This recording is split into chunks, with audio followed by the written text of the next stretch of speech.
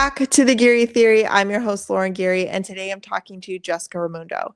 Now, Jessica is a detransitioner. So, what that means in her situation is she was born female, she transitioned to a male identity, and now she's transitioned back to female.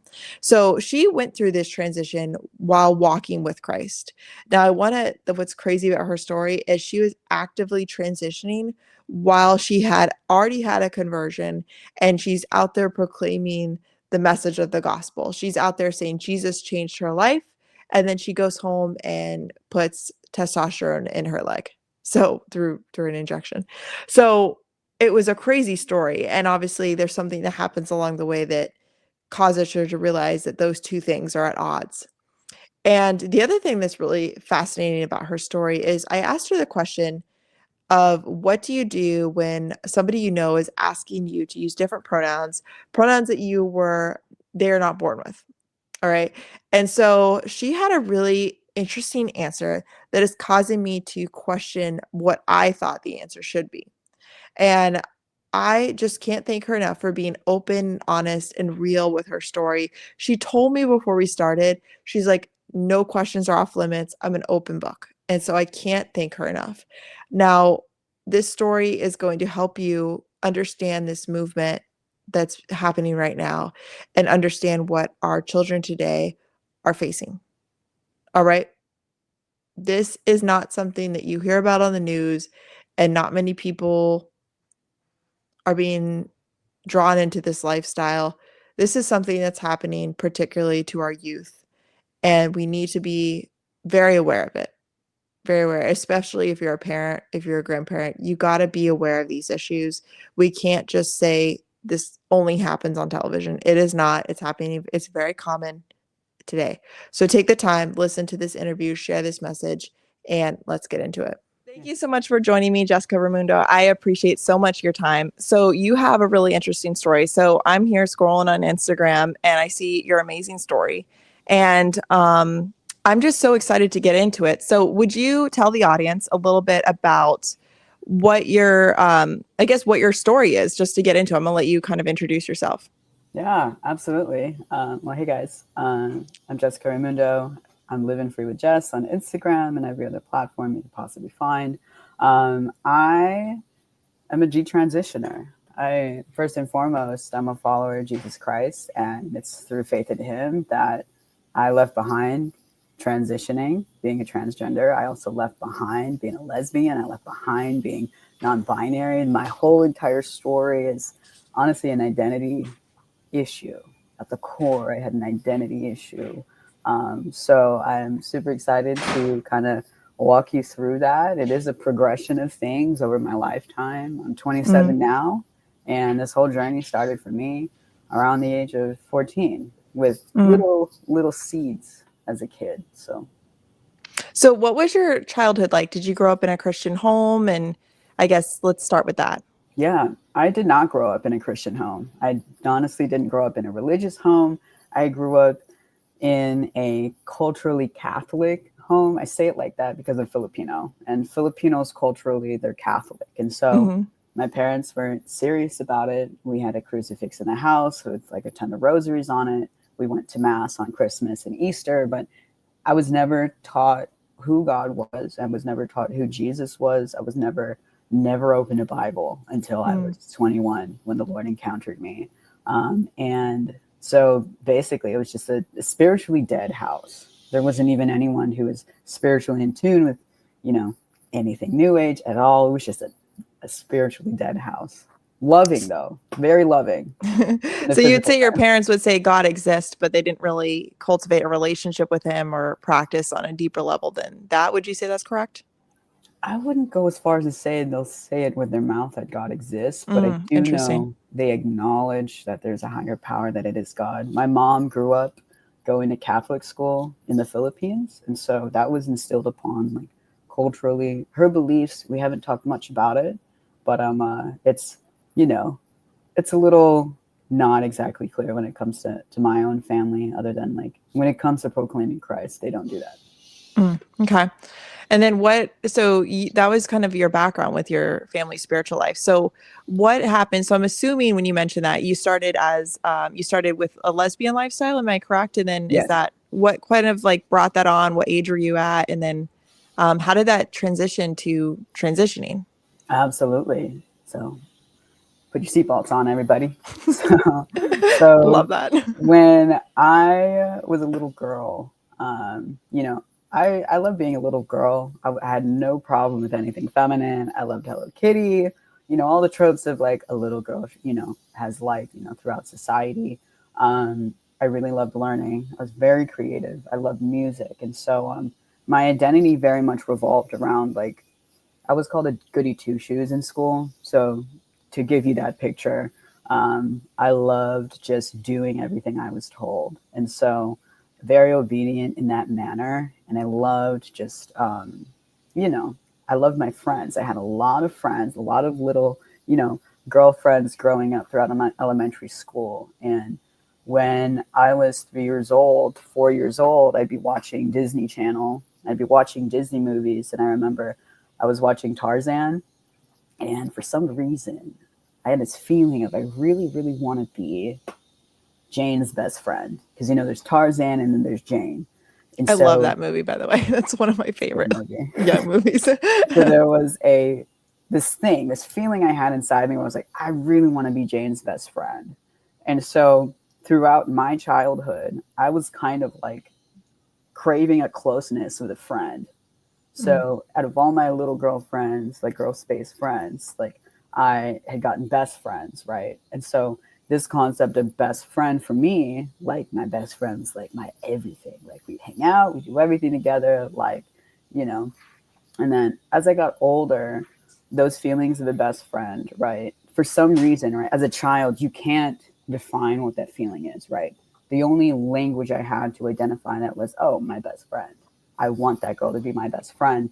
But over time, as I grew older, by the time I'm like 11, 12, I kind of like got an inkling that I feel like it might be more than a best friend.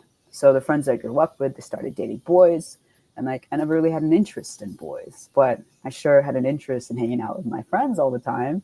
And And what age so would you say this kind of like yeah, came to be? that was around, I was in middle school. Mm. Middle school. So around middle school, that's when I fully sort of embraced my tomboyness. Like I had moved away from the very, frilly pinks from elementary school. By the time I hit middle school, I was wearing like cargo shorts and t-shirts from Walmart and Converse. Like that's just what I wore. And so my affections very much in my mind started to go towards women. And again, I didn't know how to identify it. I had no definition. I didn't know what that was. I didn't know what being gay was. I didn't know what LGBTQ was. All I knew was that I had this feeling inside me when it came to like a best friend. And so at that time, this is like 20, what is this? The 2010s. And the 2010s is like when social media and Facebook really was like getting like in the groove of things. It was normal to have a Facebook. And so with Facebook, there was also the community of Tumblr. Are you familiar with Tumblr? Yeah, we'll say it again. You say Tom Blair? Who did you say? Tumblr. Tumblr. Tumblr, Tumblr. Yes, yes, Yeah. yes. So Tumblr. So Tumblr Yeah, was where like, all the angsty creative kids like just had a profile and like repost stuff. And so yeah, Tumblr was an avenue for me to actually get into the loop of what it meant to be LGBTQ. And this is the time in the 2010s where nothing is censored. yeah. Nothing is censored. You can watch anything, and I mean anything. Anything from here's a picture of my food at the restaurant to honestly just straight up porn. There was nothing off limits. And so when I was in middle school, I was on Tumblr. I started just kind of consuming this media of like these lesbians. Again, I didn't know what a lesbian was, but I was just watching this. I was like, whoa, two girls together. And so at some point in eighth grade, saw my I had a first experience seeing an actual lesbian couple. I was at a high school football game and I saw them holding hands. I remember something in my brain was just like, whoa, I think that's the feelings that I have. And so that day, that seed grew a bit more within me. So that's when I was 12. Mm-hmm. A couple years pass, I'm 14, and I have really strong feelings for this girl that I'm friends with, and we end up dating. And And so what was her journey at that point? Was she just kind of like you, like just kind of like, let's experiment with this? Or was she more of a like, I'm out, I'm gay, I'm a lesbian? What was her style? honestly, it's not necessarily anything that I think I can speak on other Okay. than we liked each other, and we wanted to spend time together like that. And so Okay. that was my first girlfriend. And throughout high school, like immediately, like being a gay girl became like one of the biggest things about me. I started advocating for LGBTQ rights. I started LGBTQ uh, club and after school group for other LGBT people. I was in contact with deans, and when a child came to them for guidance and they ended up being LGBTQ, they would actually come talk to me about what the issue was. And so very quickly, I found myself in the forefront of like being an advocate for the LGBTQ community, not only in my school but also like personally in my own life and like with my family. That's what people knew me as. And so I want to make it clear that at this time my identity, I knew, was that I love learning, I love music, and I love creativity. It I love that. wasn't until um, uh, senior year of high school, really, where this LGBT sexual orientation about myself became very, very, very strong. Not to the point where it overshadowed what I knew that, I was meant to do, what I was gifted in, but Hmm. to a point where I noticed the fact that I was LGBT got me opportunities elsewhere. And so it's almost like this badge, right? So Yeah. I ended up going to school at NYU. And a big thing that I would basically audition with, I went for music. I would audition. I did an audition. I was, uh, um, like I said, into music and creative. But part of the interview when they auditioned me was, oh, yeah, I'm part of the LGBTQ community. And understanding now, like, the root of how NYU is and their own beliefs, what they're trying to really put wind under is to diversify the student population. And Mm. so through that, I ended up going to NYU, and I got So you in. feel like being in the community, the LGBTQ community, gave you an Yeah, advantage to getting into that school? Would you say that's correct or if I want to see it carnally, yes. I say okay? carnally. If I look at it spiritually, I know that it was God's will for me to go, regardless of what I did. Okay. I like But the distinction. looking at it carnally, in my own power, what I could do based off of who I was, yeah, there was that extra leg. And I say that because by the time I got to NYU, the LGBTQ community was just like, you were like the cool kids. You were like the it group. Like, and I only say that because perhaps my perception of it was a bit skewed because the people I hung around with were also LGBT. And when I was in Hmm. that lifestyle, I felt like I was high on life, let alone being in New York City, bright eyed and bushy tailed, city where anything goes, you Right. know? But as soon as I went to college, that's when like my identity really started to get shaken. And so, mind you, no encounters with God. I don't care who Jesus is. If anything, I think God hates gay people and the LGBT because of the encounters I would have with people who do believe in Jesus or say they do with their mouth, but not with their life. And so my And did perception, you experience any like hate or just ill treatment from people that were proclaimed to be Christians but then recognized you as gay, or was it just the perception you got from social media? it was a perception I got from social media, from the media, and also just experiences being in public. Like experiences being in public with the person I was dating at the time.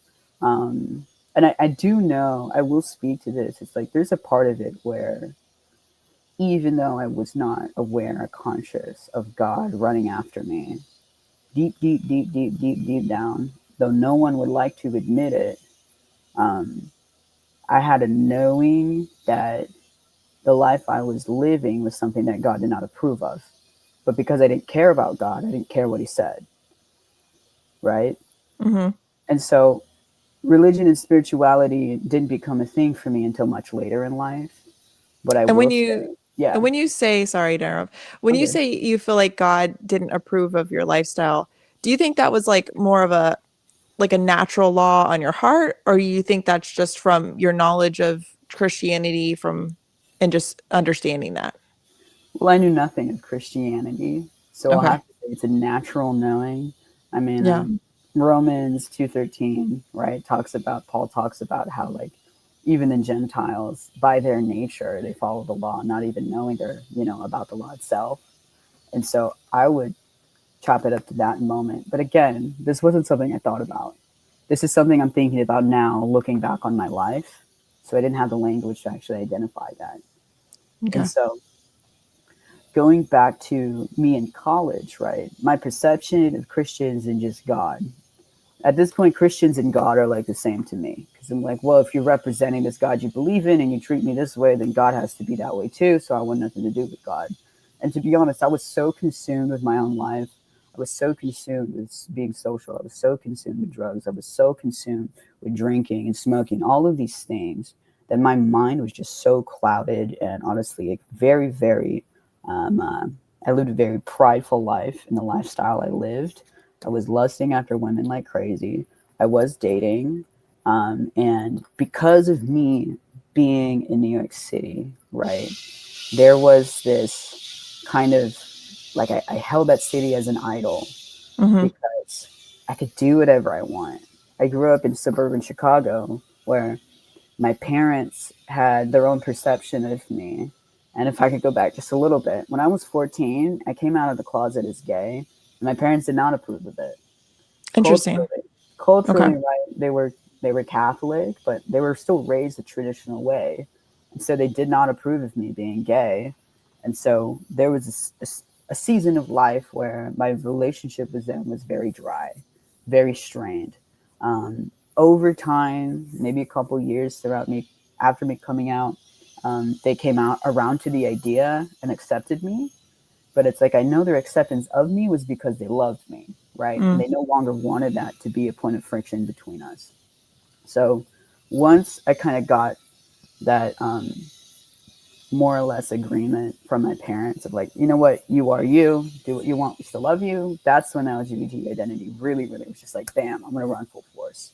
So that aided in the sort of the momentum of me going into college with this identity in which that point, like I said, New York City became an idol. And like when you get there, like there's this sort of social standard of like, being in the city. I don't know if you've been there before. Yeah, like I'm actually in Connecticut, so we go to we haven't been recently, but yeah, I've been to New York City a few times, and it's definitely really especially when you're in the heart of the city, it's like, wow, this is a really cool place. Yeah, There's definitely I know the vibe that you're talking about. yeah, yeah. So coming from suburban Chicago, being a little goody two shoes, right? Landing in New York City, where like everyone was black, everyone's just like ridiculously attractive for no reason. They have like such style and the demeanor they have. It's like I wanted to be like them. Mm, And when I was in college, like freshman year, I saw that me being LGBT was like an in to being like someone in the city. And so that's when I really put on that identity and went full force on it. I cut off all my hair. I had like a side swept short hair. I started experimenting wearing men's clothes. Like I mentioned, I was like a tomboy growing up. So like wearing pants and things is like just normal for me. But I really like went full fledged, started to wear suits, started to do really experiment with my gender expression. You know the difference between gender expression, gender identity. yeah, why don't you break it down for us? Right, for sure. So, in a carnal sense, in a carnal understanding of how this community works, right? Gender expression is how you present yourself. So people say, "Oh, I'm more masculine, I'm more feminine," which really means like I present more male or present more female. Gender identity is when people say, "Oh, I'm a man" or "I'm a woman," and now there's Okay. like non-binary. So it's like one is like the outward, another is like the internal, which can inform the outward. If that makes sense. Yeah, Uh, so the first one you wouldn't say that you could say I'm female, but I'm dressing masculine. Right. The other one saying I'm actually a male, even though you might be objectively looking the same. Exactly. Okay, Exactly. So, that makes sense. right. And so, what I want to, like, the key point here is that I want to highlight how before I went to New York City, I had an identity. I knew who I was. I was not just goody two shoes, but like I love music. I love creativity. I love people. I love community. I just like everything that I knew, which brought me a sense of security in who I was. That Mm, slowly started to dwindle away the longer I spent in New York City. Why? Because the outside environment, social environment, cultural environment of that city, I wanted to adhere to something that I not wasn't necessarily. And so my identity was shook because I wanted to be pleasing to the masses of who I was around rather than staying true to who I knew I was. Okay? hmm So I'm in New York City, I'm doing school, I'm doing music, I'm like, basically high on life, literally and figuratively. I'm high on life. And at this point in time, I meet an individual who asked me one night. I was interested in her. We had gone on a couple of dates. And the point is, that night she asked me, "Hey, have you ever questioned your gender?"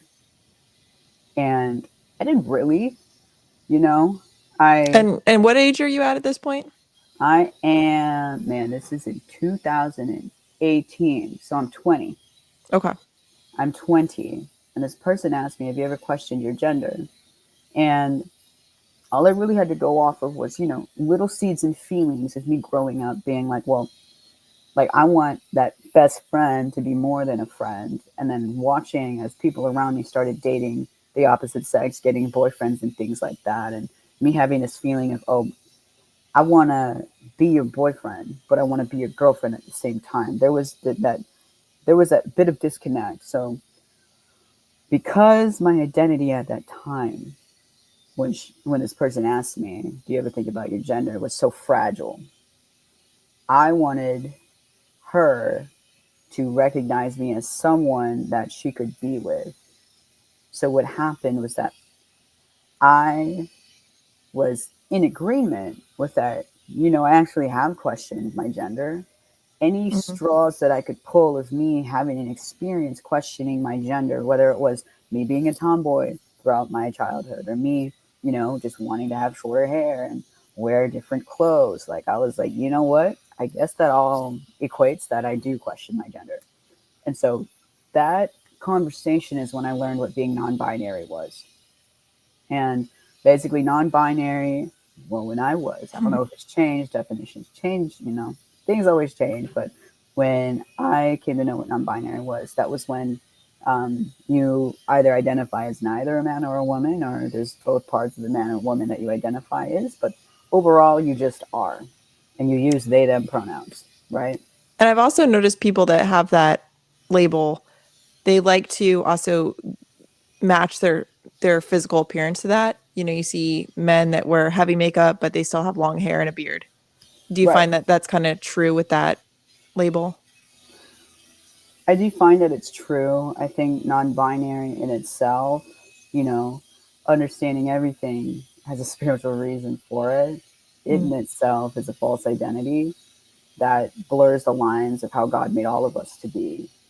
And so understanding, how someone might present or like dress themselves, it's just like at the root of it internally, they have an identity issue. And I can say that with my whole chest because I've lived through it.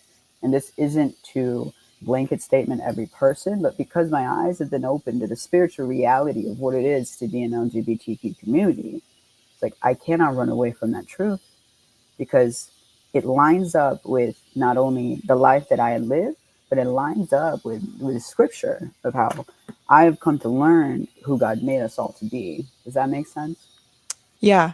It's Yeah. really interesting. You're talking so much on identity and how your identity is kind of, it seemed more solid when you were younger, and then now it's kind of morphing to your identity is more taking on labels and Yes. very like, it's not like before you were saying I'm an artist, I creative, I'm like a goody two shoes, all those things. You had multiple things that you would use to describe you. And now Yes. as your story's progressing, you're kind of using one terminology to describe your entire person. Yes. Yes. And that's looking back on it. That's the concerning part, right? Right. And so I eventually decided that I want to be non-binary because at that time, never heard of non-binary. Non-binary was like the newest thing. And this is where that understanding of, oh, being LGBT is trendy comes from, right? People Mm. hear about it, they want to adopt that identity because they kind of want to be in with the crowd, or they want to like have something about themselves that is appealing or makes them um like not typical as other people. They want to stand out in a certain way.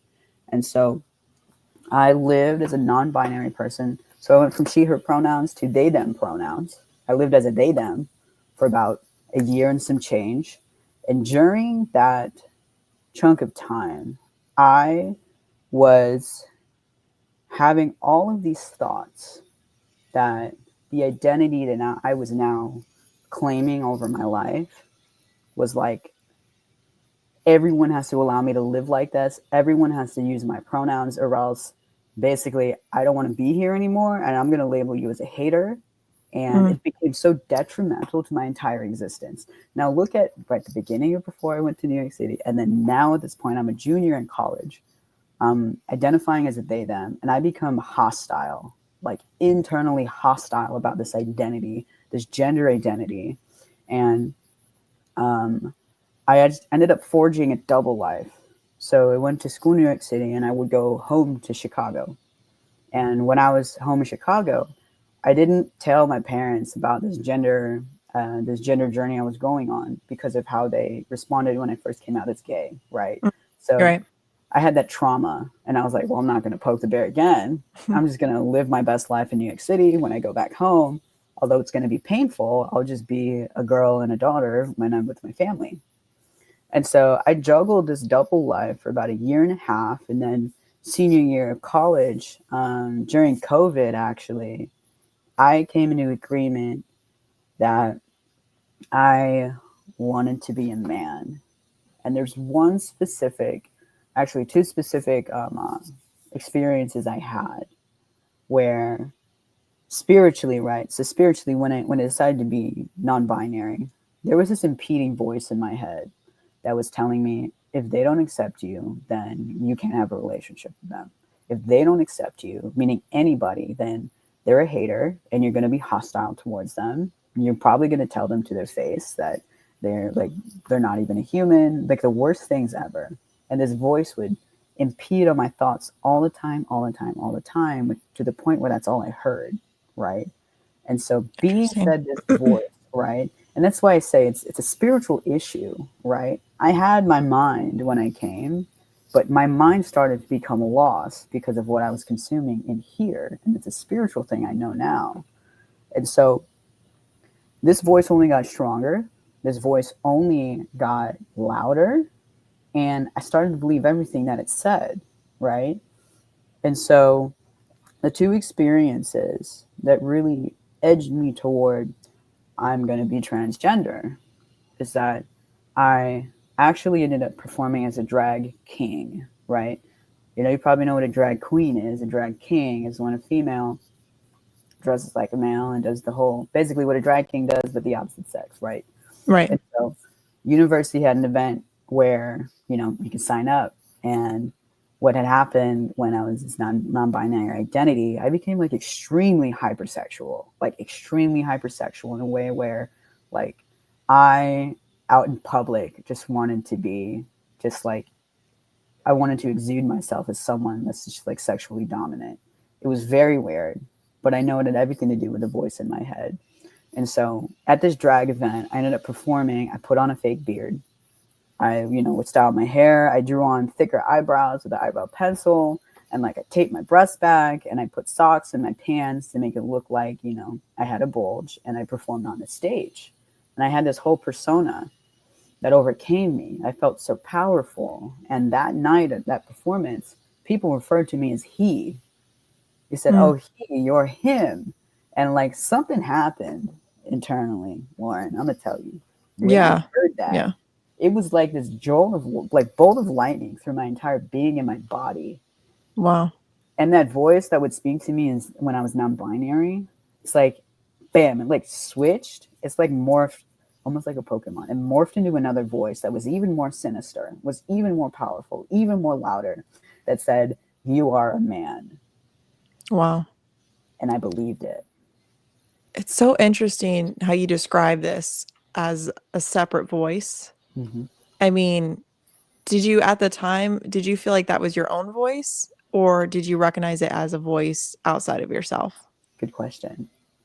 I, over time, took it as my own Mm, because my real identity of who I was dwindled away. And over time, honestly, I let it go. This mm, new identity took place. And I believe that that voice was my own. I was so convinced. I was so convinced that this is who I was always meant to be. I was so convinced I was born this way. I was so convinced that everyone around me who tells me otherwise is just like a hater, right? And right. they're not on the right side of history. Like I believe that with my entire chest. And so like that was like during it happening. And it How do was you, yeah. sorry, how do you view yourself then as a child? Like, does it, when you have this, what you thought was an awakening at that point in your life, do you reflect on your childhood differently? I do. And that's actually a very good question because by the time I fully started to, identify as transgender, a part of being transgender is that you have a new name. And so the name you were born with is your dead name, meaning that person Right. is now dead. And so when I look back on my childhood, I would see myself as dead. Wow. I was completely separated from that little girl that I was. And I had times where I would come back to visit my parents as a trans man, and I would look at the walls because my mom's creative too. That's where I get it from. She got our faces all over the place, scrapbooks, frames, you name it. I would look at pictures of Love me that. very little, Yeah. and I would go, "She's dead." Wow.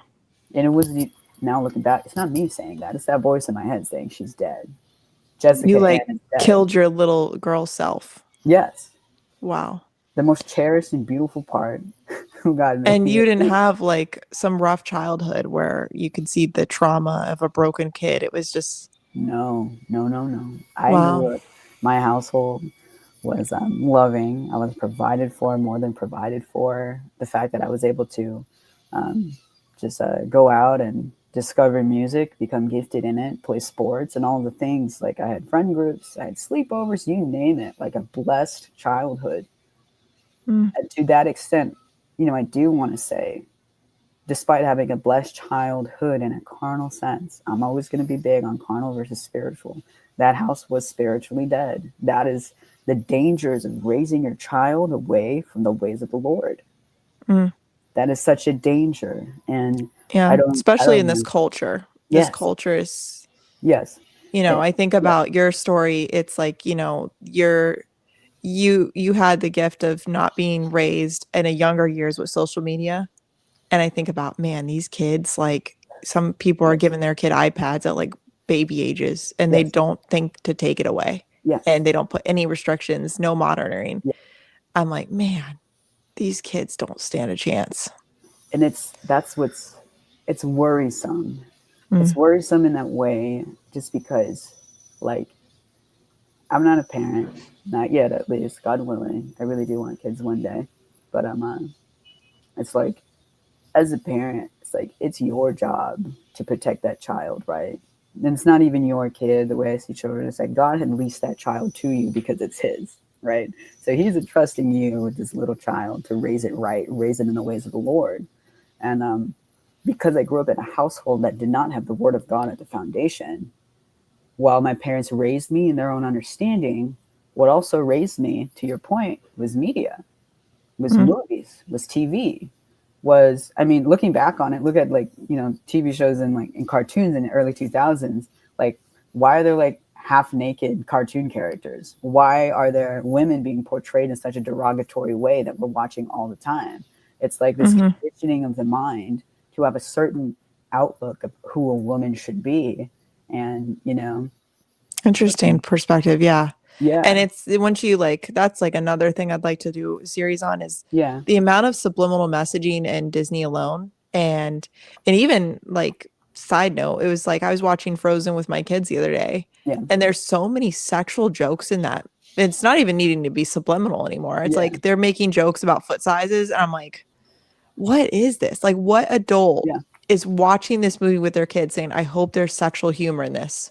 Yeah. Like, it's like clearly they're not. I mean, if there's an adult watching a Disney movie because they're looking for sexual jokes, it's like you're not the audience Disney should be targeting.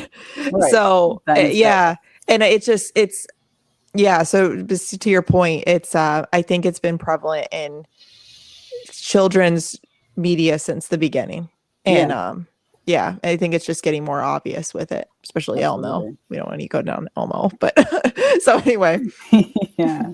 Yeah, no, that's what it is. The truth is the enemy wants to get you young so that if they get you young, right, then you believe that that's actually who you are. You don't have a Mhm. past to look back on because that's just who you've been since you've been a kid. And Right, so that waning off of you actually finding your identity in Christ, your truth of who you are, all you're going to go based off of is your experience. So if that's all the experience you have, it's going to be very hard for you to break out of that. Obviously, nothing's impossible with Jesus Christ, but it's like we can only do so much in our own power. We can, and God can only do so much as we permit Him to, as much space we give Him to in our hearts. And right. so it is really concerning to me, this younger generation. It's really concerning to me, all the media, even for my own self. Of like, I want to throw my phone in the ocean and not look at it ever again. Like, I feel like there's such a big deviation of humanity. Mm. Obviously, deviation of humanity as God has made us, but just just as humanity, especially with current events, and Charlie Kirk's assassination. It's like there's no reason Yeah, people should be laughing at this man it's sick. dying. It's Yeah, sickening. And politics it's yeah, aside, where's the state of humanity? I grieve for it.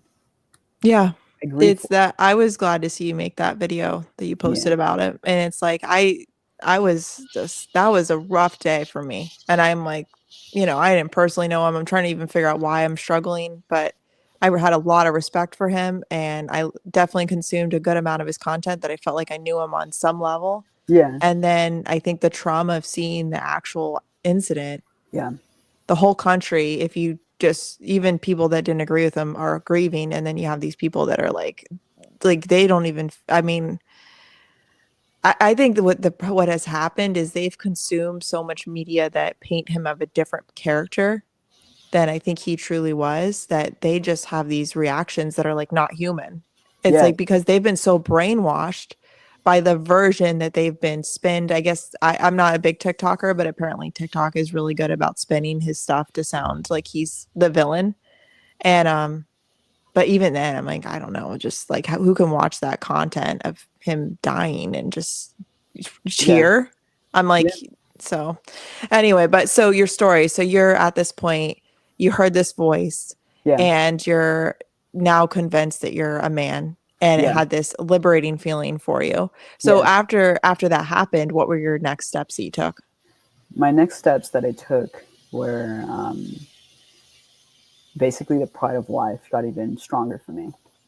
I needed to be called he, him pronouns. If you did not call me he, him pronouns, I literally would physically feel a jolt in my body and an immediate Mm, seed of resentment take place within me. Um, and wow. so I got even more confident in this identity. I had experiences where, you know, well, okay, when that happened, right, I came in agreement that I was a man. Sorry, I told you there were two experiences. The next Okay. experience I had was I had taken acid. I was tripping on acid, and just point blank, when you do any type of drug, you are suscepting yourself to the spiritual world. You're opening a door, right? Anyone who's done any type of drug, you will know that there's something otherworldly when you are high. And so when I was on acid, I was high for about 24 hours. And in that experience, like I was already in agreement with being a man. Now I was distraught because I knew I had to come out again to my parents because how could I live like continue to live a double life? It wasn't sustainable. That double life literally like was so exhausting. And so when I was high, I looked up at the sky. I'm in, what is it? I'm in Financial District in Manhattan. I'm on the rooftop. I'm looking up at the sky, and everywhere I see, I'm not even kidding, I just see penises everywhere. Like everywhere, everywhere, everywhere. And I started hearing voices as if these voices were narrating what I was doing when I was high. And they were Mm. laughing at me, they were mocking me, and they were, literally going after my identity, saying, things like, you're always been a man. Since the very beginning, you've been a man. And so imagine 24 hours of this Wow. bombardment and torment in your mind, and also hallucinating with your eyes. I had literally seen, I was the person I was with. I saw horns grow out of her forehead, Wow. and it freaked me out. I didn't, again, no knowledge of the spiritual realm. I just thought all this stuff was crazy. I was crying my eyes out. But by the end of that experience, I was so even more convinced than I was before after that drag show that I was a man. And Wow. everything only amplified in my mind.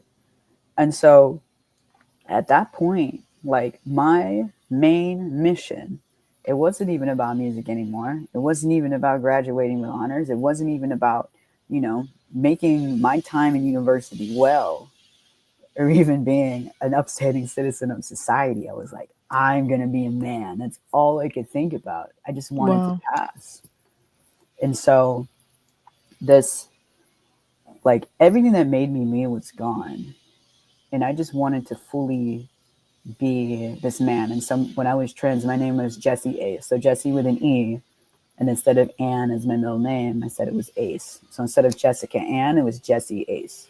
Mm. And Okay. so this identity of Jesse Ace fully started to live inside of me, right? Wow. And I started to live as Jesse Ace. And like I said, I was a hothead. I was, don't get me wrong, I could be really fun to be around. I was down for a good time. Like I was smiley, I was joyful. I would dance all the time, obviously, saying in the video that went viral. Like I had bits of the pieces in which made me me, but at the core, there was this like really fragmented person who was honestly just so thirsty, was so hungry for something that, looking back on it now, this identity of Jesse Ace was literally just basically sucking me dry. And Mm. so at the time COVID came around, you know, um, I was invited to church by my best friend now. And at that time, I was still trans. We had gotten dinner, and I decided I would say, "Oh, she's cute. I want to, sure, I'll go to church with you. Like, why not?" And she actually had a genuine conversation with me about her faith in Jesus. And aside from that fleshly desire of wanting to like spend more time with her, and having a romantic interest in her, something about her speaking about Jesus was speaking to my soul. Remember how I said I Mm. was so thirsty, I Yeah. was sucked dry. When she was telling me Wow. about her faith in Jesus, for some reason, even as a trans man, in that moment I had an ear to hear what she had to say. And in here is just a quick lesson of, she came to me in love. She came to me not looking at my sin. She just told me about Jesus, just Wow. plain and true. Her experience, how like he really had given her clarity in her own life. And so I decided to go to church with her. Something had spoken to me internally. Again, don't know what that is. All I know is I'm going to go to church. I'm going to see this cute girl. And you know what? I have a request for God.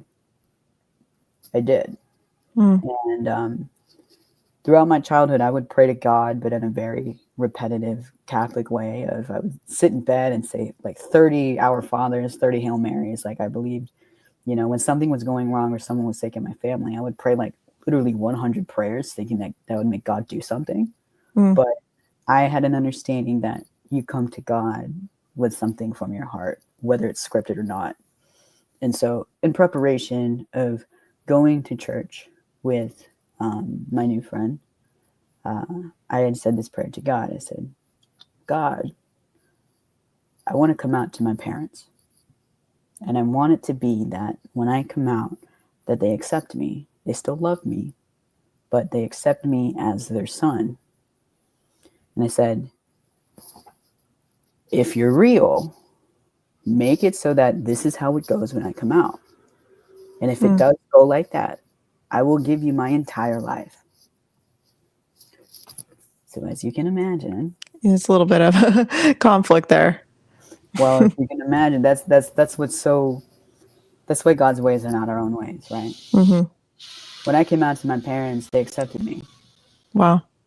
So in my mind, when they accepted me, I ran out the house, looked up at the sky, and I literally went, "You're real.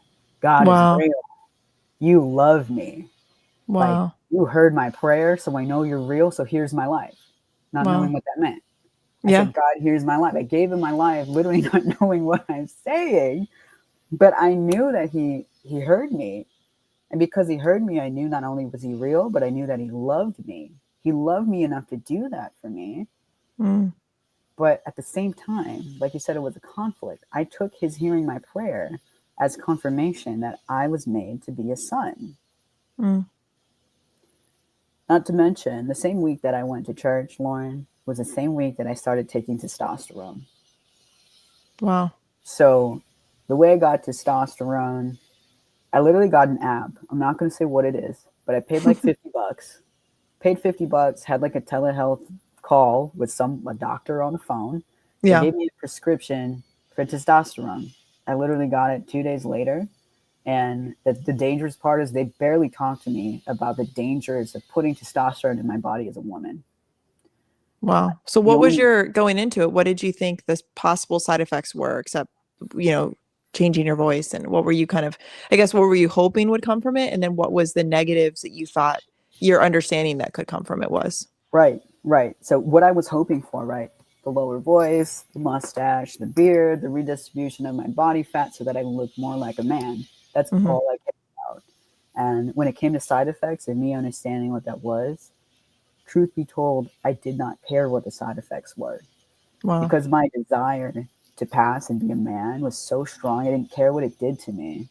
And the only Wow. time where I was kind of stopped in my tracks, right, was when they started talking to me about fertility.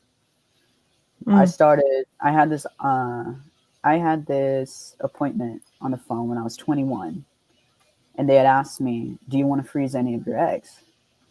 And I was like, "Whoa, I'm a wee child. What do you mean you're asking me if I want to freeze my eggs? I'm just trying to look like a man." But they had told me so quickly that testosterone, sometimes can mess around with your fertility. So before you really start taking testosterone and commit, we always ask patients if they want to freeze some of their eggs in case they want to have children down the road. And Wow. innately, I've always loved children. I knew I wanted to have children, but the thought of being pregnant literally wigged me out. Like, it was the worst thing in the world to me. But I still loved children. Didn't make any sense, right? Right. Right. So I told the doctor, I was like, "Hey, you know, I don't have money to do that." I knew from previous research when I was with previous partners, like, to like do IVF and like freeze eggs and all that stuff. It's like really, really, really expensive, like hundreds and thousands of dollars. And I was like, I don't have that money. I just want a mustache, so I don't care. Give me the prescription. Wow. And so I bought down the Dwayne Reed, and I got the prescription and started taking testosterone. And so at the same time, I'm embracing now medically this transition. God came on the scene in my life. And if I can ask you really quick, so your parents accepted your new identity, and then this friend that was evangelizing you, I guess what would you recommend, especially at this point in your story, if somebody has a friend or a child that is transitioning and trying to Mm. ask for different pronouns, different names, what would be, it sounds like at that point in your life, you benefited from them, those people accepting what you were your identity as. Would you, if that's the case, would you agree with that, or would you recommend parents do something different? I would recommend for a parent. Now, when I say my parents accepted me, they were okay with it. It took them time, and I don't think they ever fully like reconciled within themselves that I was going to be a man. But again, because they loved me, they said okay. And Mm. so, when the parent, if you're a parent and you have a transgender child or non-binary child saying, tell me by these pronouns, you really have to put an understanding of how Christ would be. Not how you want to react carnally, but think about how Christ would be. And the number one commandment that Jesus gives us is to love your neighbor as yourself, right? And so, what I've been telling people is that if it had not been for the people around me who accepted me and at least calling me by the pronoun I asked them to, like that was the number one sort of door in to me being open to what this person had to say because they respected Interesting. me. Okay. And so, Yeah. like when it comes to misgendering people, pronouns, and things like that, obviously at the end of the day, it's gonna be all that's gonna matter is the positioning of your heart, right? And if your goal is to share the word of God with your child, or maybe you're not even a Christian, but you want a relationship with your child, like morally and literally by nature, again, in Romans 2:13, like there's a way that we all should be. And it is to respect each other, to love each other. That does not mean be tolerant of sin. That does not be tolerant of what you know goes against the own nature of your child. But that means to nurture them. And so the Mm, point here is that like if that kid starts to feel that you don't love them, not only is that going to push them further away from you, you're pushing them even further away from the truth of who Christ is, who God is, and their actual identity of who they are. And so, I actually a couple days ago, well, I guess over the last few days, I've had people in my DMs asking like, "Yo, I got someone in my family who's trans. Like, what do I do?" And let's see, where is that? There's another scripture. I'll have to find it. I can send it to you later. But basically, Paul tells us, "Be all things for all people, so that these people might be saved." To a Jew, it became a Jew. To a Gentile, it became a Gentile, right? And so, because of that, that wall of, oh, you're a Christian or you don't like or agree what I'm doing is completely gone. If you mm, disrespect this person and call them by their pronouns, that doesn't mean you approve of what they do. That doesn't mean you're affirming their sin at all. You're just giving them basic human decency and respect. okay. And the only way they're going to care about what you have to say, right, at the root, if you are evangelizing someone who is trans, it's like, if they don't love God, they're not going to care what you're going to say. So your main goal should be sharing the love of Christ with them. Again, if they ask you, do you have a problem with what I do? Well, it's not the person I have a problem with, but the sin, right? Because Jesus hates sin. We cannot be tolerant of sin. And so we should address people by the pronouns they say to be addressed with.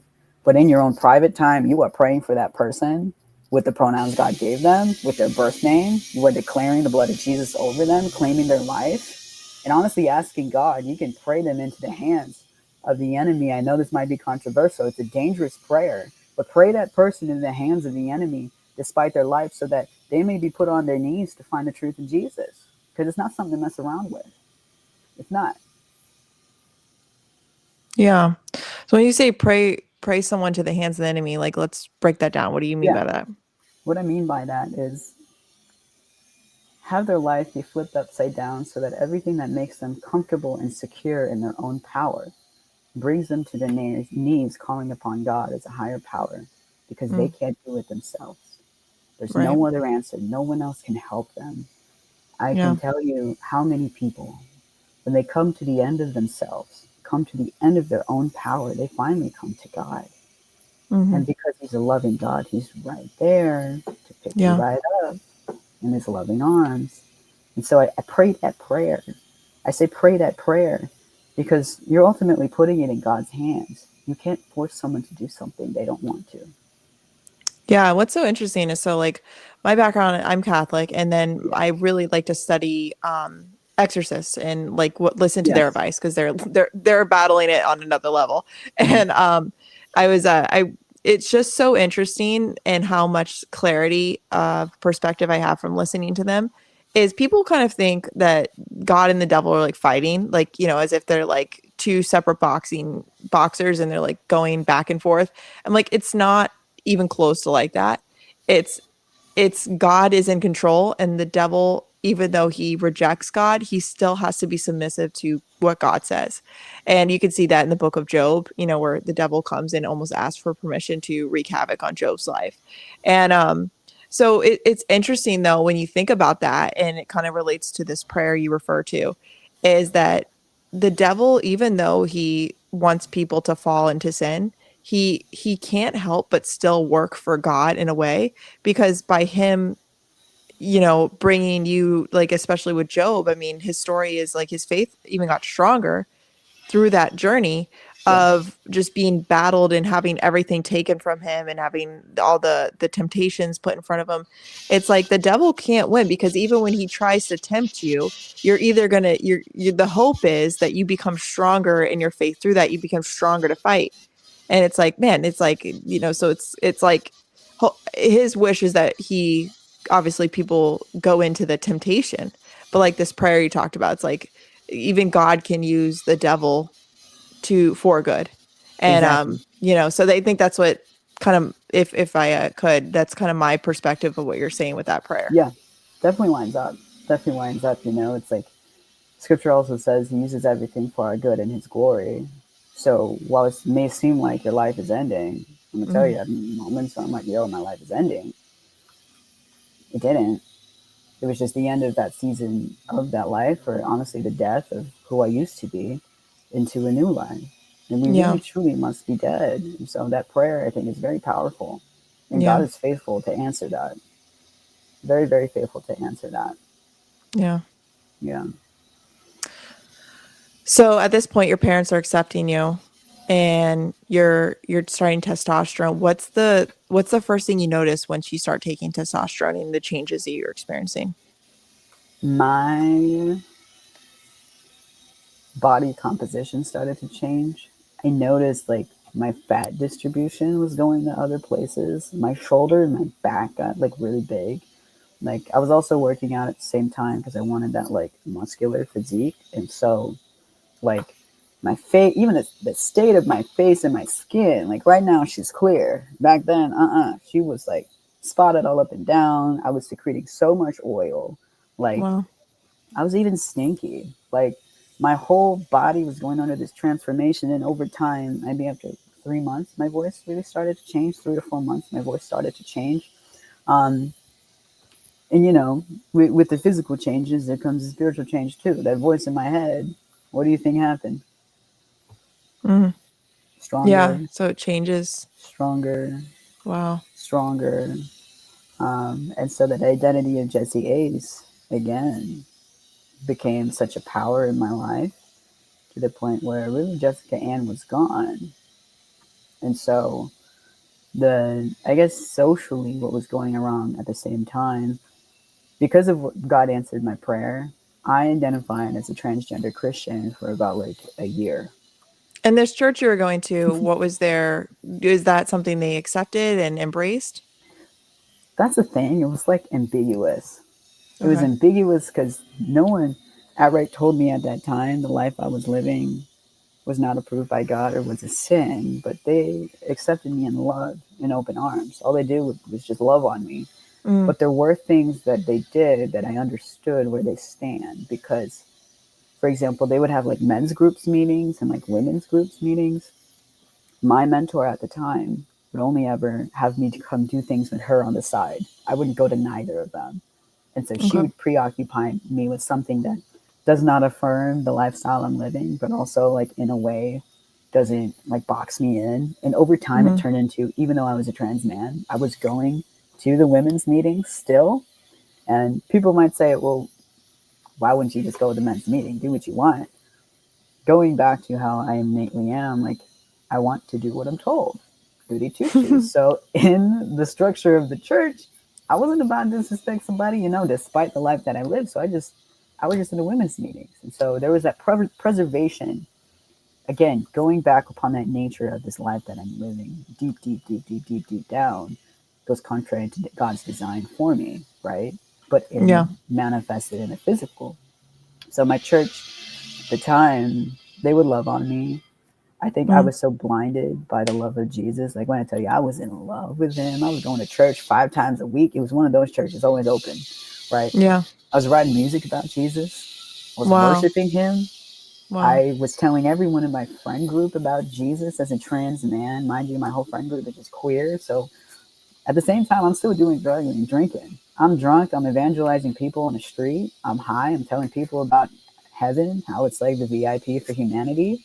I'm doing everything, And you're shooting testosterone. and I'm shooting Wow. testosterone. It's crazy. I'm Yeah. shooting testosterone. And so, like, no one could tell me anything. I was like, God's on my side. You can't tell me nothing. And this is the point where it gets different, right? So the friend who ended up evangelizing me, we became close, and we ended up getting an apartment together. There was nothing going on between us. It was just like she's the one who brought me to church, and what united us was faith in God. And so, just a bit of context of my best friend now, the girl that I got an apartment with, she was actually an ex-lesbian. She had left lesbianism because of her faith in Jesus. She began to get convicted by the Holy Spirit alone. No one had to tell her, but through her own walking with Christ and in the Word, that was Mm. something she became convicted of and let go of. So at this point in time, I'm living with her, and I love Jesus. There ain't nobody could tell me Jesus was my everything, and Yeah. that's what matters, right? So my heart is postured for Jesus. And because my heart is postured for Jesus, she started to tell me the truth. Because we wanted to make a YouTube channel, talk about Jesus, and share worship music and all that stuff. We started filming something one day, and she was like, "Stop, stop, stop, stop." And I was like, "What do you mean stop? This sounds great. Jesus is going to be glorified." She was like, "You can't live this life and proclaim Jesus." And I said, "Whoa, bro. Why would you say that? Jesus loves me. He made me to be his son. I'm fearfully and wonderfully made as a transgender man. What are you talking about?" And she was just like, "The innate design of who God made you to be as a woman." She said, "I cannot and will not do this with you and make a channel where you are living a false identity and putting Jesus on top of it." She said, "It's Wow. not right." And I fought her about it. I was like, "Why you say that? Like, you don't know nothing. Like, Jesus loves me. He told me that my parents were going to love me. He did, even though I came out." And she was just like, "But what does the word say?" She was like, "The man and a woman were created, and the two become flesh, one Mm. flesh when they come together." She said, "A woman and a woman can't come together and make one flesh. A man and a man can't come together and make one flesh. It's literally like a key in a hole. That's how that works." And I was like, basically, it created a conflict between us in that house. Yeah. So there was a warfare going on literally between our friendship, but also more so in the spirit. And so I was dead set on being this transgender Christian for a year. And in the background, little did I know, now, like years later, she told me, she was like, during that season, I was praying for you in your bedroom when you were gone. She said, Wow. I would anoint your pillow, I would anoint your walls, and I would declare your birth name, Jessica Ann. I would say, enemy, you will not have her. She is a Wow. woman. Her name is Jessica Ann. She will live a life. She's meant to be a mother. She's meant to be a strong woman of God, and you will not have her. And this is why I say, pray that powerful, dangerous prayer. Pray the person into the hands of the enemy, because that's what my best friend did. And that to me is true love. When you love somebody, you tell them the truth. What Yeah. good is it if I continue to be a transgender Christian saying that, you know, God ultimately would recognize me on my day of judgment when it was something he could hold against me? And that's the thing. It Yeah. wasn't just transgenderism. My character was trash. I was a horrible person, even up until recently. Horrible person. Mm. The habits and how I loved others selectively, these things that I would still hold on to in the flesh, that it's just straight rebellion. It's not a struggle. It's just yourself in rebellion against the word of God. That's why it's so important to pray for the people who are going through this. And so she would pray that prayer. I'm going to church, and something starts to happen. Slowly but surely, as I took testosterone in my thigh, it started to hurt me. I started to draw blood. Now you might be saying, "Well, you didn't administer it right. You didn't do it right."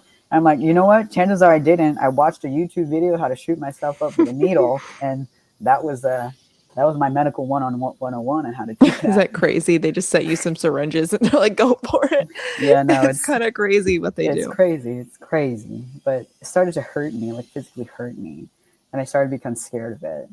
So over time, as I looked in the mirror as well, I saw something else staring back at me. I knew there was, like, looking back on it, that Jesse Ace was a demon. Jesse Ace, like, I freaked out when I looked in the mirror. I would look in my eyes, and I would see something else in the Wow. irises, in my pupils. It would freak me Yeah. out. I started to get scared about who I was. At this time, I'm like 7 months into tea. My voice had dropped. I really looked like, more and more and more like a man. Like, everyone's recognized me as a man. Like, everything I ever wanted was happening, but I started to become afraid.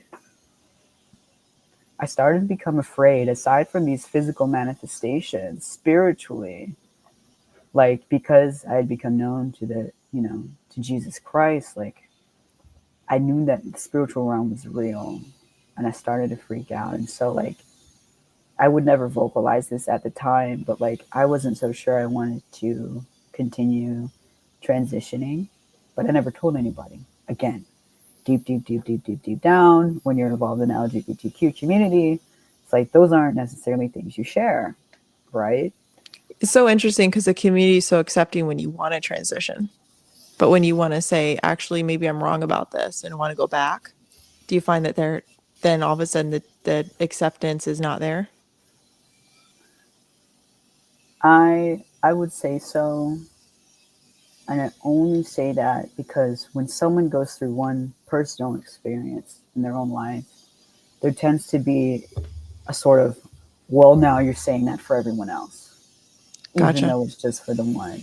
So in my experience, that is what happened. Mm. Um, and so honestly, I can talk a bit more about that, like once I get to the transitioning part. Yeah, yeah. Let's Yeah. wait. So at this point, yeah, no, I'm getting freaked out looking in the mirror. I'm starting to grow a mustache. Like, I literally start to look like a man. I freak out, but I keep leaning on Jesus, right? I talk to him, and he would talk to me. And because of the climate of me and my friend, aka, and my roommate, her telling me that I can't continue to live, that I am a woman, I can't be trans and love Jesus and stay the same, that would echo in my mind, right? Now I have a competing voice. It's not just Jesse Ace very strongly telling me I'm a man. Now there's this thought that I know now is the Holy Spirit saying that you're a woman. You're a woman. God made you to be a woman.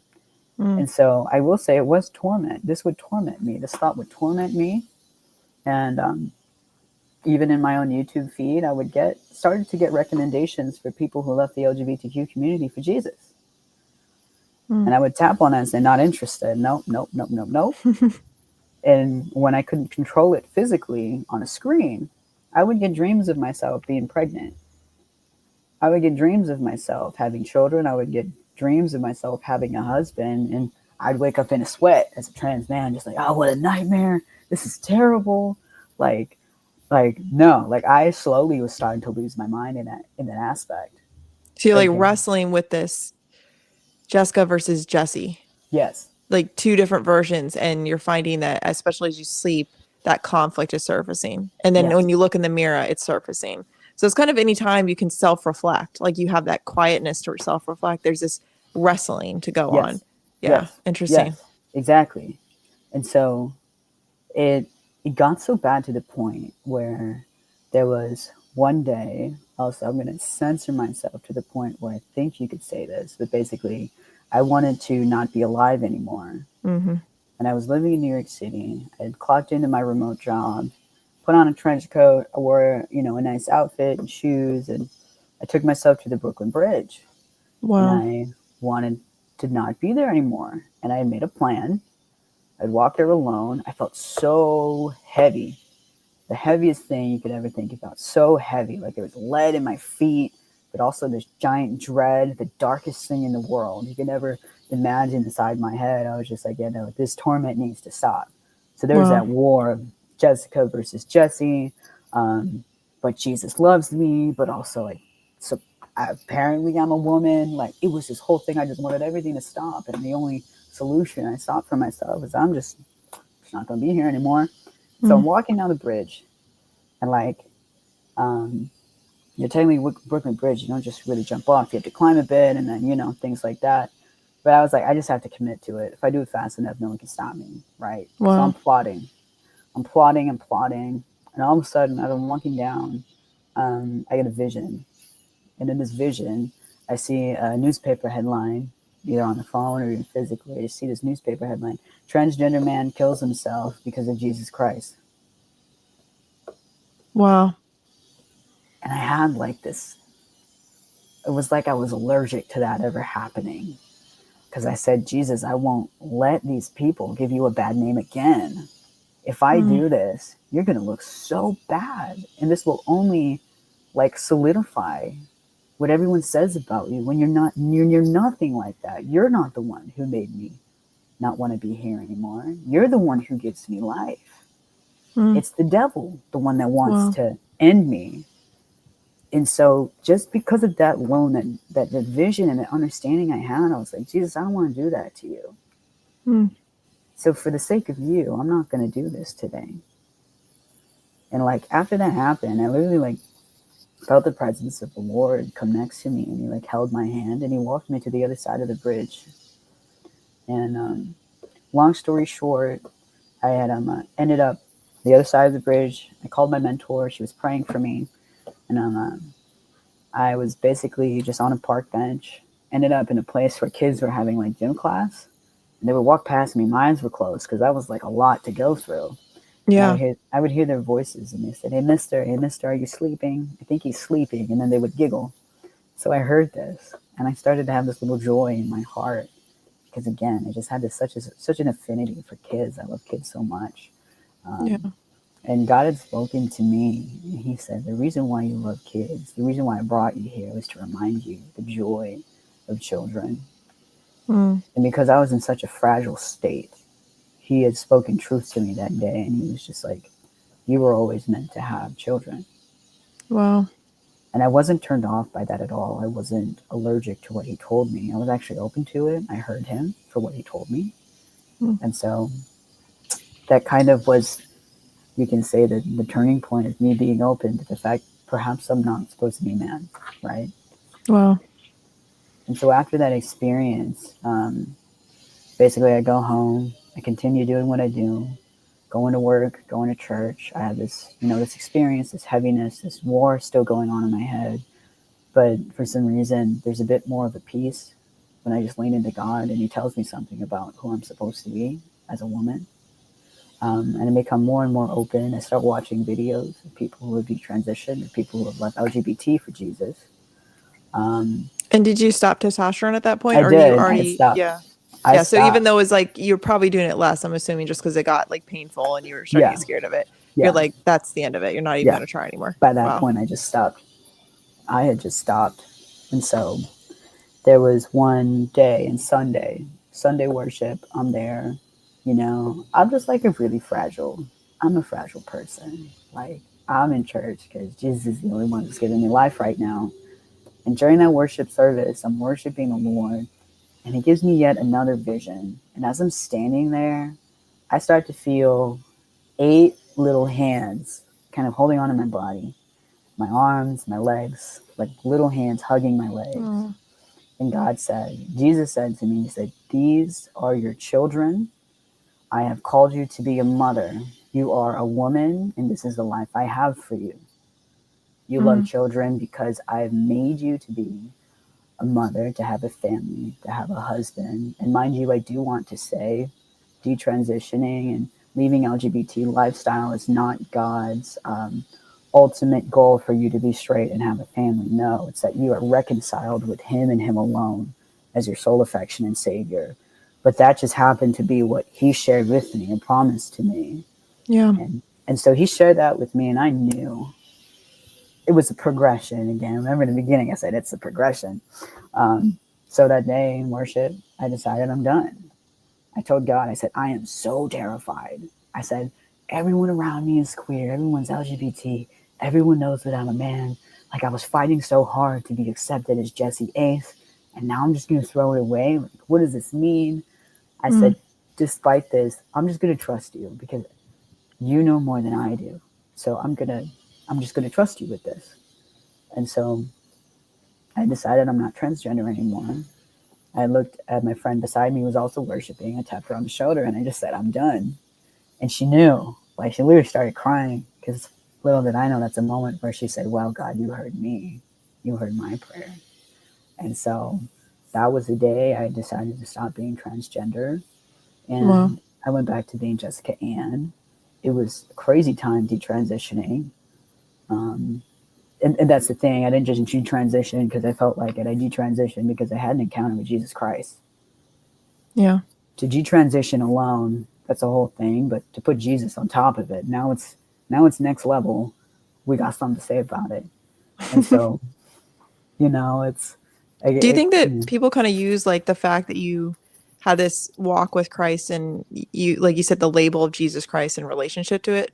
Do you think that makes it easier for people to attack it rather than them just somebody just saying, I don't feel this is my identity anymore? Or do you think they have the same experience? No, absolutely. I think it Yeah. has everything to do with the fact that I proclaim Jesus over it. Because remember, it's a spiritual battle. Yeah. Ephesians 6, we're fighting against not flesh and blood, but spirits, right? So everyone in the LGBTQ community, whether aware of this or not, they're living with a spirit that is a false identity upon them. And whatever is not in agreement with whatever spirit that is, they have something to say about it. The most offensive spirit that you could ever belong to is the Holy Spirit, is Jesus Christ, because it goes against everything of this Yeah. world. Everything. Yeah. So naturally, people are going to hate you. People are going to persecute you because they persecuted him. Yeah. I've noticed a big trend, and I don't know if it's just my feed. So tell Yeah, me if from your experience in the community, yeah. the people that are detransitioning do so because of they find Jesus. Is that is that pretty consistent, or is it just my feed that's giving me that impression? I would say a lot of it has to do with your feed, right? Okay. Because now feeds. It's like this endless circle. They want to give you something that resonates with you, so your Right, face right. is on the screen longer, because that's how they make money. Right, right. But aside from that, I've actually watched videos and content of people who detransition like outside of Christ, Okay. and they do receive pushback still, right? Though they might not detransition in the name of Jesus because they had an encounter with Jesus, I will say that still speaks to that natural, just like Romans 2:13, that natural knowing that I'm not supposed to Hmm. be like this, whether they're Okay. aware of it or not. And again, that still qualifies this as a spiritual battle, as a spiritual issue. Yeah. Again, whether you acknowledge God or not, that doesn't mean God's not in it. I was talking to my dad yesterday, and he was talking about when he was praying the rosary and doing the transubstantiation or the transfiguration. Mm-hmm. It was like it's interesting, you see Christ transform at the end of him being on this earth. And that word trans, it's now been related to something entirely different, where you're not, I don't even know. Do you feel the word transition even describes it, or is it more of a complete change of identity? Um, I don't know if you know what I mean by that. Just we're no. transitioning to me is kind of like if you think of it outside of the term of what we're using it today, I think of you're transitioning, you're becoming a fuller version or a more deep version of who you are. And I almost feel like maybe I'm wrong. So tell me if I'm wrong. But what we're doing now is relating the word transition to being you're not even transitioning. Maybe you see it differently, but you're almost like rejecting your identity, your entire person. So I don't know if I even feel the word transition is even accurate. I feel like it's almost like a rejection or a change of who you are. I don't know. Yeah, I I would. don't know what you think about that because I just think we use that word you know, um, just transformation, transition. I don't know. What do you think? I think I could see how both work in a sense, but because of how, again, like spiritually, what this is, it's a pure abandonment of Yeah. one identity to another, right? And so I might be wrong, but I think trans, like the Latin root of it, actually means across. So I think about a bridge. You're crossing from using a bridge to Mm, cross from one thing to another.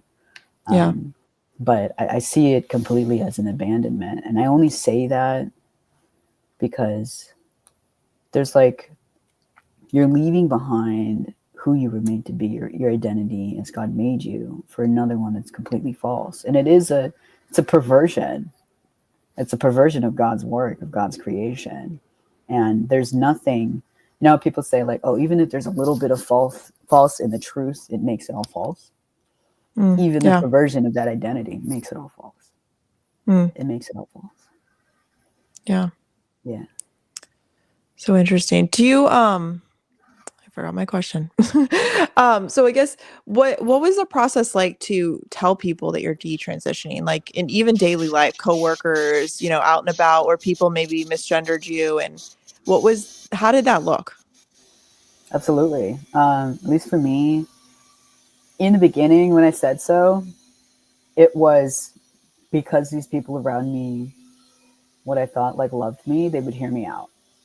But immediately there's like are you actually sane? Like, are you okay? Like Mm. people, I've talked to a couple people and they were like, yo, like blink twice if you're like in a cult kind of deal. Oh, jeez. Like, Yeah.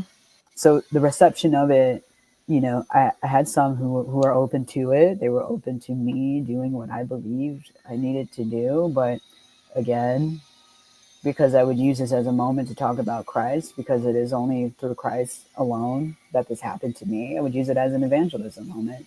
And that's the Yeah. part where, like, I can't separate the two. I just can't. I Mm. can't. And so, because I was making the proclamation of Jesus Christ at the same time I was detransitioning, it was not necessarily a cocktail that everyone wanted to drink, especially if they were still part of that community, which a majority of my friends were, or they had loved ones who were in that community. And so they took it personally. A lot Yeah. of them took it personally. And that's where I get to the caption in that viral video of why I wrote what I wrote. Yeah. Yeah. What is the effects of testosterone on your body once you stop? So it's for me, so just to put this into perspective, right? Yeah. I have some friends who have detransitioned for Christ, and they were transgender for over 20 years, some of them even 30 years. Wow. And so they're the ones who went through physical medical surgeries to transition. For me, I would say it's so mild. It was like over time, like my estrogen levels were returned. Mm. And the testosterone would naturally like went back to, I guess, equilibrium. I'm not a doctor. I'm not into all this medical stuff, so I don't know if I'm saying it right. But all I know is that over maybe like 2 years, 2.5 years, you could really see that my body fat back went to where it was in my face and my thighs. I lost a lot of muscle. I Mm. used to be like this really dense, almost like tank. Not that I was Yeah. lean. No, I was still chunky, but like I had muscle underneath. And so like there's certain things I would do before, like carrying a bunch of bags for groceries or like boxes and stuff that wasn't so easy to me anymore. Wow. And even just the nature of myself. Even once I detransitioned, I was actually more open to like accepting help from a man in a way. Before I was like, no, I'm a man. You can't hold the door open for me. And now it's like the man holds the door open for me. I'm like, oh, thank you. Like, awesome. I don't have to move my hand. Like, Yeah. like you could, or if I need help with something, grabbing something at the grocery store, like there's a gentleness that was restored within me. Mm. There's this acceptance and this honestly like I have this like adoration and just appreciation for being a woman now that I didn't have before. Yeah. And so What like did what did your parents say when you told them? they were very happy. Yeah. They were very happy. And it's not for me to say that as in like they said, oh thank God you're not trans. Like, I'll let them speak on what they want to speak on if they ever do one day. But privately, my mom ended up sharing with me that my dad would go to bed crying, Oh. thinking about who I would try to be, surgeries I would probably try to get down the road. And in that moment, when I told them I wasn't a man anymore, I did see something change inside of them. It's like, oh wow, like our daughter's restored back to us. Yeah. I think in a way I had hoped that because Jesus is the one who took me out of it, that they would want to have a relationship with Jesus too, and like Yeah. really be open to hearing the gospel and giving their life to Christ because of what they did through my life. Yeah. But that wasn't necessarily the case, right? Mm. And in that, I'm patient, you know. Yeah. In that, it's like the most important thing I can do now is just be a witness to them of the work that Christ has done and continue to be like that. Yeah. So their reaction, bottom line, is very happy. Very, very Yeah. happy. Yeah. What is your opinion of there's so many people, you can make the argument that it's one thing when you're an adult to, for our society to allow adults to have access to testosterone, estrogen, surgeries, da, da, da. What is your opinion on children getting these medications or puberty blockers or having, my opinion is no surgeries, but what's your opinion on that? My opinion, honestly, it has nothing to do with the children and everything to do with the parent. I Mm, think parents these days do not have a backbone anymore. mm, I think they are played around and tossed around like soccer balls because of their children. And there has been a complete disruption and lack of order in the home. yeah, That child is your child. It does. You're not there to be their friend. You were yeah, there to raise them in the proper way, in which yes, God has asked us to, but as a functioning human in society that can contribute to humanity. And all that I've ever witnessed is that when someone goes down these paths of altering their bodies, they're only ended up in a place much more empty than before. And while they are in that, while they are transitioning, or actually they're identifying as transgender, you will find they're a completely different person because that's the whole point. And mm, so, my opinion on kids taking medicine, puberty blockers, God forbid, even surgery, is that you as a parent have the ultimate like authority under God to keep that kid in yeah, line. That doesn't mean you stop loving them.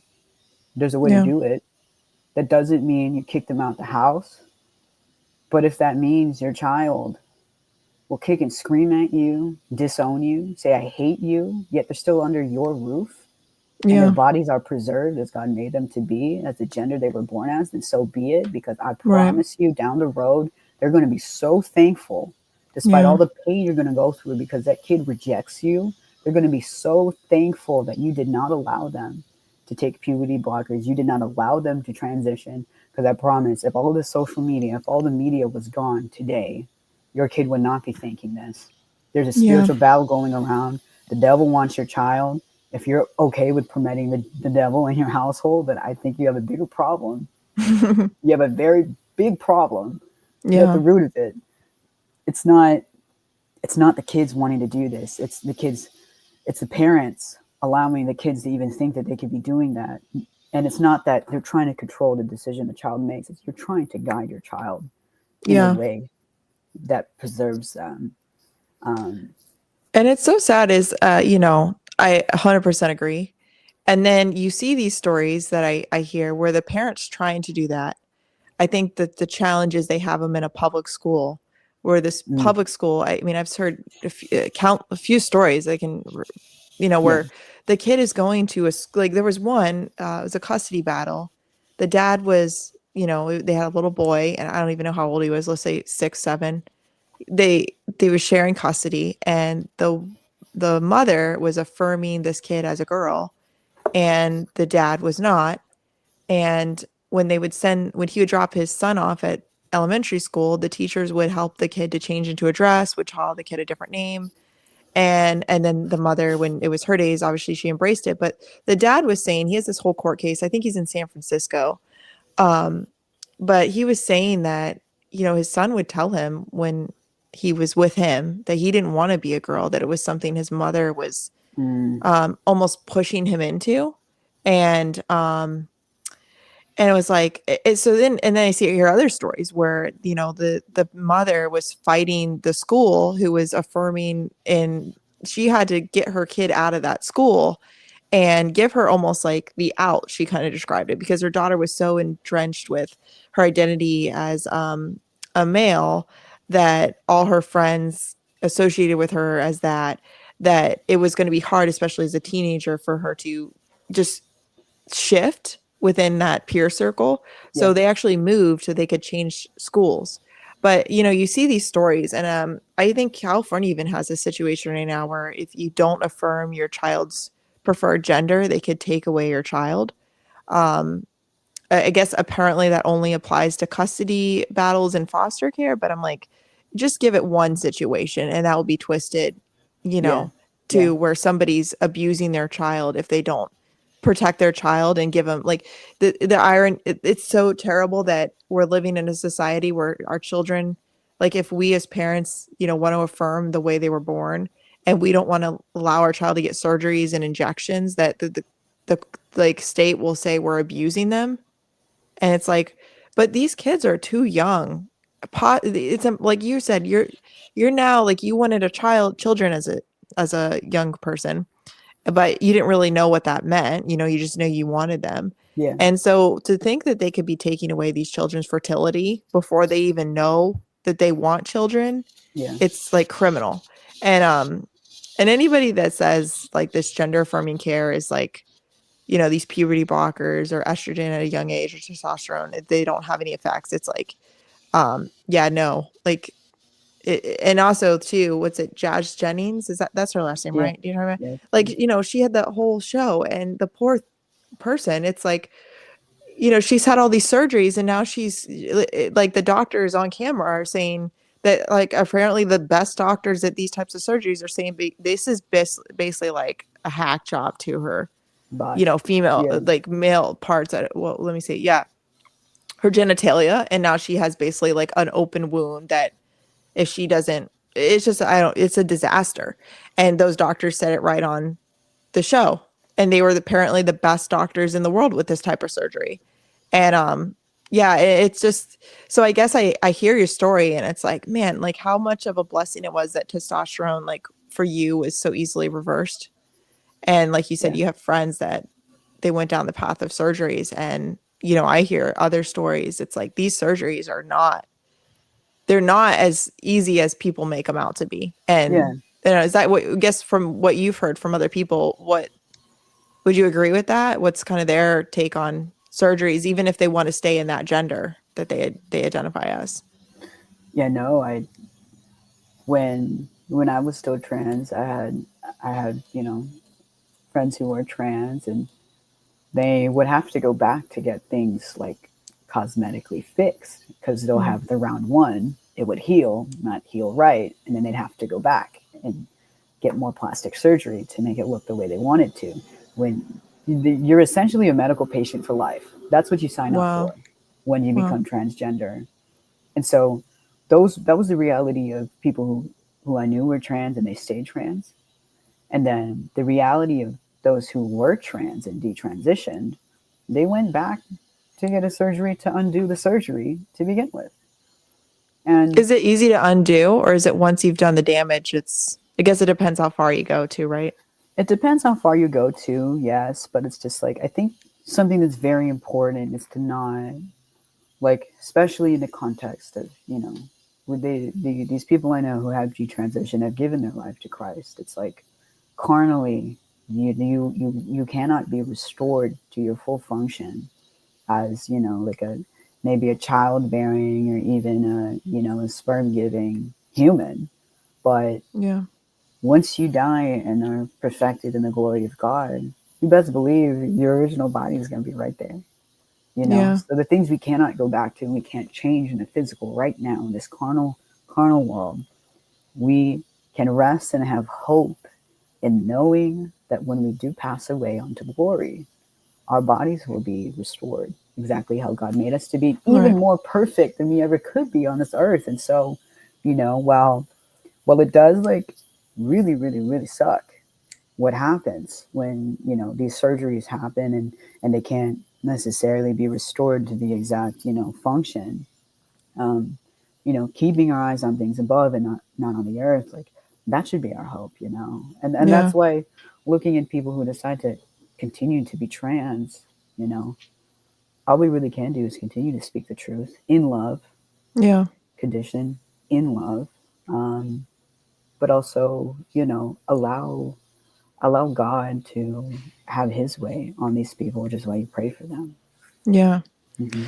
You have a really prominent social media following, and I saw your post the other day. Well, I guess you probably posted a couple days a while ago, but just you had a 50,000 followers, right? And then you woke up and they were gone. Did I understand that correctly? No, I had 50, like 50 followers. Oh, 50. Okay, never mind. So it exploded. I thought I was like, what is Yeah, going on? But then you yeah, said something about okay, because I was I was like, yeah, so that makes sense. So yeah, yeah, it exploded by. And what was the video? And tell us a little bit about the viral that went viral. yeah. So, you know, basically, living free with Jess, like over the past 5 years, literally from when I stopped detransitioning, I've always had it on my heart to testify. And I actually tried to do it before. And let's just say I didn't do it led by God. I did it carnal, like, you know, in my own power. So it didn't go anywhere. And it was very, kind of just very hacked together. And His Spirit Hmm. was behind it. So it didn't go anywhere. So I've kind of just been cooking in this little cave, just me and my best friend, and trying to figure out, you know, how to walk properly with the Lord. And so, living free with Jess is something I knew that when His timing had called it to be, would be something. So, living free with Jess, I would post every now and then. I would still make these videos as if I had people watching, but I knew what little following I had, Yeah. people were going to learn the truth of God. So I said, Amen, whatever capacity, let it be done. And so I had an Instagram before that was my personal one since like childhood, like since teenagehood, but I Yeah. deleted it. I deleted it because I was getting convicted of all the stuff coming still through on my feed. So I was just done away with that. I was like, yep, that's dead. Let me get a new one. Yeah. And so the video I ended up making, um, after going through bits of being so calculated about what I filmed, that was actually just one morning. I'm literally wearing my PJ shirt and some random jeans. Like I did not get ready, no nothing. My friend was just making coffee, and I was like, I feel like dancing. She's like, okay. So she put on music. So she's making coffee, and I'm just dancing in the hallway. And I was like, whoa, yeah, let's get it, get it. Like really just feeling it, just being goofy. And I remember I would do that a lot on my old Instagram of just me dancing with my old identity, just being like, Happy Friday, like, hey, let's get it today, or like, you know, just goofy things like that. And all I know is that I started to edit the video and I was like, whoa, wouldn't it be cool to kind of put a comparison of, hey, I'm still pretty goofy, you know, like these things that God had called good within me are still here. And so I used it. It turned it into a testimony. Yeah. Turned it into a testimony in editing videos, and I literally just posted it for fun because I was like, I bet people like my aunties and like people from the from back home are miss seeing me dance, and that's why I posted it. Wow. And then I wake up and I'm like, whoa, no way. I was like, Your phone God, is like it overloaded was with like, notifications. and I was like, you hear about this when Yeah. someone posts something, it goes viral, and you're like, no way. And so that's how that happened. I've Very always cool. been very, very transparent about Yeah. my testimony about Jesus, and so I'm very grateful that God's just receiving even more glory Yeah. through this. I don't take anything for myself. In the past, I would try to take it for myself, and to this day, the enemy wants to use this as something to use against me. It's flesh. Yeah. Like, who receives the credit? Who is this about? And you know, so right now, that's kind of what I'm going through. It's just like more people are knowing who Jesus is. Yeah, it's so interesting. I studied theology of the body, which is a work of John Paul II's, and Yeah. it's all about this. We used to see so much of this relationship of like our spirit and flesh are not related, and Mm-hmm. we're just like I forget, it's like even considered a heresy. I forget the word, but where we're just spirits residing in our body, and our bodies are essentially evil. And it's like that's like you talked about so much in this testimony is that that's not true at all. Is that your body is a reflection of how your spirit's doing, and the abuse of your body is almost like an abuse on your spirit. And so I like the distinction you made several times between the spirit and the carnate, but they do affect each other. There is a relationship there. Yeah. Yeah. Well, I thank you so much for your testimony. I think it was really, really beautiful. There were so many things like, man, and I honestly, the one thing I will say I'm going to take away from this is there's so many political activists out there saying that you call people by their birth gender, not by what they're asking you to do. And I really don't know the answer to that. But I think that you're really onto something here where you say meet them, you almost meet them where they're at. It's like one thing if you're, a news reporter and you want to use the correct terminology because you're not talking to that person directly, you're reporting on the news. Um, but then there's another thing where you're sitting down and having a relationship with that person. And it's like, now you're almost being rude, and that's in that person's perspective, and that's not going to build a relationship. That's not going to show them Christ. No, it's So not. It's not. yeah, I think that you are the first person that I've come across that answers that in such a simple way and makes so much sense.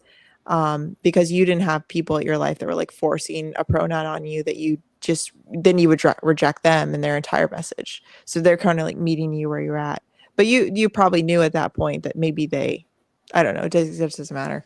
I knew. That maybe, I knew. yeah, But yeah, you knew it's that like they didn't see it that way, but they were it was a respecting you. courtesy thing. They knew they were Yeah. still giving me respect, and I never kind of docked them for that. I knew Mm, they would only say it out of respect, but at the same time, it's like like I said, there's a way to respect someone without affirming their sin. yeah. Just because you call someone by the pronoun they're telling you to call them by doesn't mean you agree with what they're doing. You're a Yeah. baseline human being giving another human Right. being respect. And if they end up asking you, "What do you think of my life?" That's when you're honest with them and say, "I don't agree with what you're doing, Yeah. but I do respect you because I'm called to love my neighbor as myself. Just because I love you doesn't mean I'm going to love everything you do." Right. Kind of makes me think too, if you think about like I lived with my great grandmother for a while and she had Yeah, dementia and she thought like her son was alive. She thought he was alive. He wasn't really. yeah, And so it's kind of like, do I just correct her constantly and just say, he's dead? You like, or do you just kind of go along with for compassion's sake? Like, he called the other day. Let's pretend, just, and I'm not saying it's the same exact thing, but it's kind of that, at that point, you're just being truthful the sake of like a merit badge. Are you going to go along with their feelings so you can connect with them as a person and not completely like take down their vision of the world? So that's yeah. kind of another thing I was thinking about. But yeah, so anyway, I really thank you so much for your time. And where can people, like, what all social media do you have where you'd recommend people follow you and follow along with your story? Absolutely. Instagram's the main one right now at living free with Jess. I also have a YouTube, Living Free with Jess, TikTok, Living Free with Jess. My email, if you want to reach out to me, is livingfreewithjess at Gmail. I made it super easy. I will be filming my testimony at length at some point Awesome. soon, so that'll be available on YouTube. Great. Um, but for now, Instagram's the main place. Um, Awesome. yeah, Love it. Well, thank you again so much for your time. And we look forward to following you along as you continue this ministry for yourself, for everybody. no, of course. Thanks for